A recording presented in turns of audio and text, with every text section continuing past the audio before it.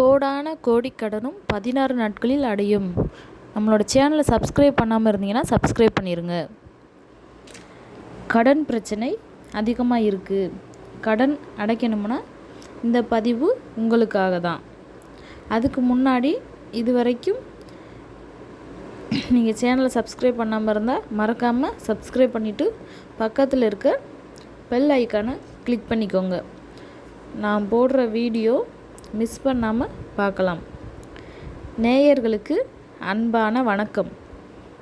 இன்றைக்கி நம்ம பதிவில் கோடான கோடி கடனும் 16 நாட்களில் அடையும். இந்த ஒரு பொருளை தலையை சுற்றி தூக்கி போடுங்கள்.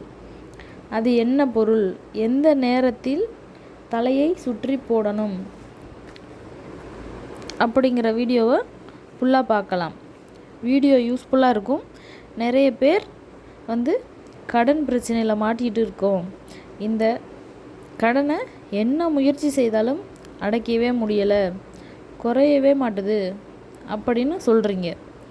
அவங்களுக்கு தான் இந்த பதிவு.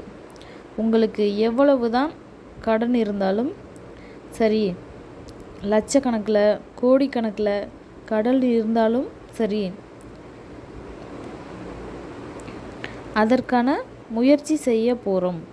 நீங்கள் உங்களோட வேலையும் கரெக்டாக செய்யுங்க.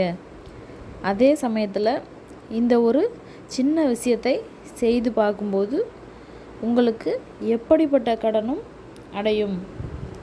நமக்கு வருமானம் வர்றதுக்கு தடையாக இருக்கலாம். வருமானம் வந்த பணம் பார்த்திங்கன்னா வேறு வழியில் செலவாகலாம். அதே மாதிரி வருமானத்துக்கே தடைகள் இருக்குது நிறைய பேருக்கு. இந்த மாதிரி பிரச்சனையெல்லாம் தீரணும்னா கண்டிப்பாக இந்த ஒரு பொருள் போதும். வீடியோ பார்த்தாலே தெரியும், சிலருக்கு கண்டுபிடிச்சிருப்பீங்க. கொள்ளு தான் அந்த பொருள். இந்த ஒரே ஒரு பொருள் கொள்ளை பயன்படுத்தி தான் இன்றைக்கான பரிகாரத்தை செய்ய போகிறோம். ரொம்பவுமே சுலபமான விஷயம்தாங்க. நம்ம எவ்வளவு முயற்சிகள் செஞ்சுருப்போம், ஆனால் அது எல்லாமே கை மேலே பலன் கொடுத்துருக்காது. இந்த பரிகாரத்தை செய்யும் பொழுது கண்டிப்பாக உங்களுக்கு கை மேலே பலன் கிடைக்கும். கொள்ளு கேதுவுக்கு உரிய ஒரு தானியம். இப்போ நவகிரகங்களில் 9 நவகிரகங்களும் பார்த்திங்கன்னா ஒவ்வொரு தானியம் வைப்போம். அதாவது நவதானியங்கள்னு சொல்வோம். இந்த நவதானியங்களில் கொள்ளும் ஒன்று. இந்த ஒவ்வொரு தானியத்துக்குமே ஒவ்வொரு அர்த்தம் இருக்குது. உங்களுக்கு என்னென்ன பிரச்சனைகள் இருக்கோ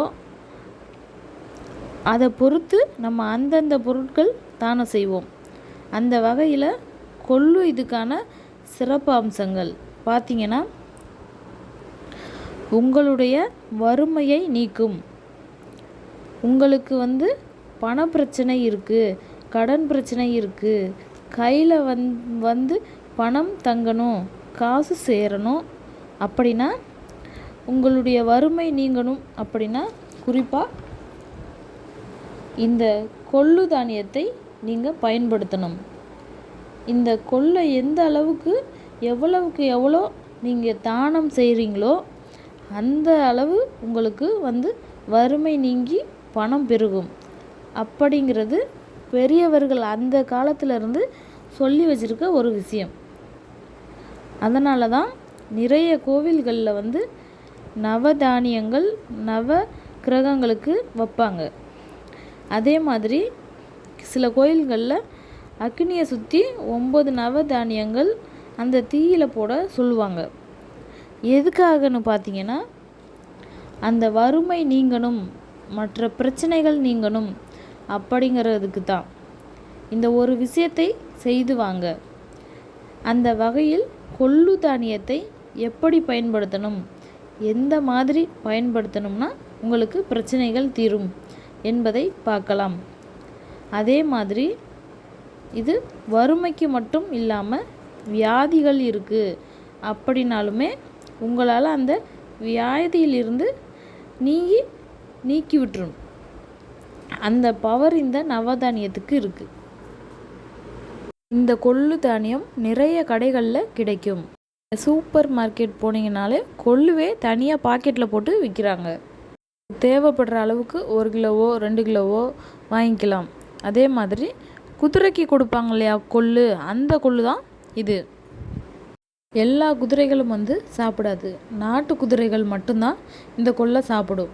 அந்த மாதிரி உங்களுக்கு எந்த குதிரைகள் சாப்பிடாதுன்னு தெரிஞ்சுக்கிட்டு அந்த குதிரைகளுக்கு இந்த கொள்ளை தானமாக கொடுக்கலாம். இந்த கொள்ளை இந்த குதிரைகளுக்கு தானமாக வாங்கி கொடுக்கலாம். இதனால் உங்களுக்கு பண பிரச்சனைகள் குறையும், கடன் பிரச்சனைகள் குறையும், பணம் கையில் சேரும், அதிகமாக வருமானங்கள் வரும், பண பிரச்சனைகள் குறைய ஆரம்பிக்கும். அதே மாதிரி இதை நீங்கள் வீட்டில் எப்படி பயன்படுத்தணும்னா, காலையில் சூரிய உதயத்துக்கு முன்னாடியே எழுந்திரிச்சு நல்லா குளிச்சுட்டு சுத்தமாகிட்டு ஒரே ஒரு கைப்பிடி அளவு கொள்ளு எடுத்துக்கங்க. ரொம்ப வேணாம். ஏன்னா இதை நம்ம வந்து தினமும் செய்ய போகிறோம். 16 நாட்கள் இதை வந்து நம்ம செய்யணும். 16 நாட்கள் தொடர்ந்து செய்யணும். இடையில ஒரு நாளாவது கேப்பு விட்டுட்டிங்கன்னா திரும்பி அதை வந்து ஃபஸ்ட்லேருந்து தான் நம்ம செய்ய முடியும். அதனால் தொடர்ந்து 16 நாட்கள் நம்ம செய்யணும் இந்த பரிகாரத்தை. 16 நாட்கள் நீங்கள் என்ன செய்ய போகிறீங்கன்னா ரொம்ப சிம்பிளான விஷயந்தான். காலையில் சூரிய உதயத்துக்கு முன்னாடியே எழுந்திரிச்சு நல்லா குளித்து சுத்தபத்தமாக ஆகிக்கிட்டு ஒரு கைப்பிடி அளவு கொள்ளு எடுத்துக்கிட்டு, அப்படி லேட் ஆயிடுச்சு உங்களால் சூரிய உதயத்துக்குள்ளே எந்திரிக்க முடியல அப்படின்னா ஒரு 9 மணி வரையும் கூட நீங்கள் செய்யலாம் தாராளமாக. அப்படி சாயந்தரம் செய்கிற மாதிரி இருந்தால் 4:30 to 6 மணிக்குள்ளே நீங்கள் செய்யலாம் தாராளமாக. ஆனால் சூரிய உதயத்தின் போது சூரிய பகவானை நீங்கள் பார்த்து ஒரு கைப்பிடி அளவு கொள்ளு கையில் வச்சுக்கிட்டு மனசார நீங்கள் வேண்டணும், என்னோட கடன் பிரச்சனை தீரணும், எனக்கு வருமானங்கள் வரணும். எவ்வளோ கடன் இருக்கோ அதை நீங்கள் சொல்லி கூட வேண்டிக்கலாம். எனக்கு 1 லட்சம் கடன் இருக்குது, எனக்கு 1 கோடி கடன் இருக்குது, அந்த மாதிரி நீங்கள் சொல்லி கூட வேண்டிக்கலாம். சூரிய பகவானை பார்த்து நீங்கள் மனதார வேண்டிக்கிட்டு என்னோடய கடன் பிரச்சனை எல்லாம் தீரணும் அப்படின்னு சொல்லி வேண்டிக்கிட்டு 27 முறை வலதுபுறமாக சுற்றணும். கடிகாரம் எப்படி சுற்றுதோ அது மாதிரி 27 முறை வலது பக்கமாக சுற்ற வேண்டும். தலையை சுற்ற வேண்டும். இந்த கொள்ளை உங்கள் கையில் வைத்து 27 முறை உங்கள் தலையை சுற்றும்போது நீங்கள் மனதார வேண்டிக்கிறணும், என்னுடைய கடன் பிரச்சனை தீர வேண்டும். 27 முறை என்னால் சுற்ற முடியலைங்க, எனக்கு கணக்கு தெரியலைங்க அப்படின்னு நீங்கள் நினச்சிங்கன்னா, நீங்கள் திருஷ்டி சுற்றுவோம் பார்த்தீங்களா, வலது பக்கம் 3 டைம் இடது பக்கம் 3 டைம்னு நீங்கள் அப்படி கூட சுற்றலாம், ஒன்றும் தவறு கிடையாது. 27 முறை நீங்கள் சுற்றி முடிச்சுட்டு அந்த கொள்ளுவை நீங்கள் வந்து பறவைகளுக்கு தானமாக போடணும்.